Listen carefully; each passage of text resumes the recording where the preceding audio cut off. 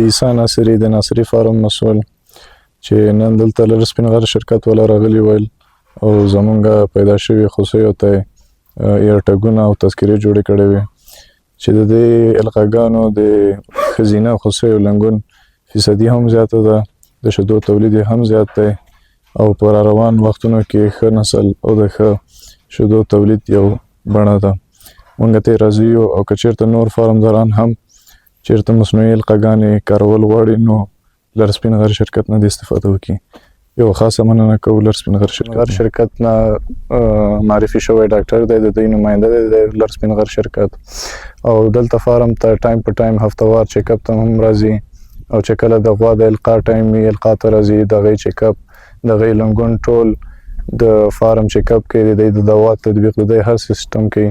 نو موږ د دوی نه نماینده ډاکټر صاحب ناصر نه هم ډېر منندوی یو او د لر سپین غر شرکت نه هم ډېره مننه.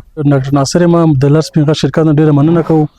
د خصوصي د موږ برلین ستنه وهلې وه او د راتلونکي غواګانو د ټول د کولټرینډ او برلین او کلوین هونرپیل غواګانې شوي دي. انشاءالله دا به دې نه به زیږېږي او دا جرمني هولسټین اکثره زیږېدلي دي.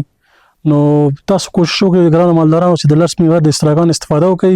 یو خو برګشتي کمه ده، بل لنګونې اسانه ده، د شیدو تولید هم لوړ ده او لنګون هم ډېر اسانه ده.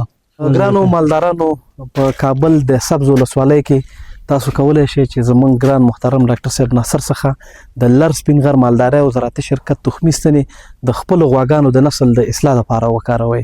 ماشاءالله دغه فارم کې چې تاسو ګورئ دا ټول ډاکټر صاحب هغه زحمات دي چې لیدل کېږي او موږ ته ډېره مننه کوو. د لر سپین غر اداره ته نه خوشحاله ده.